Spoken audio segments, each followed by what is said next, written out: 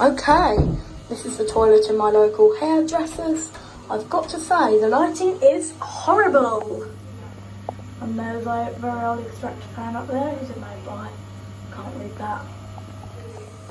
Anyway, here I have no hand dryer, just paper towels, sadly.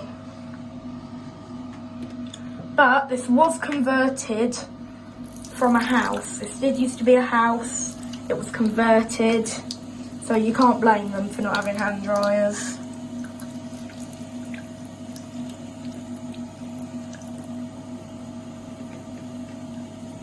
Oh, why won't the tap turn off? What's wrong with this tap? There we go.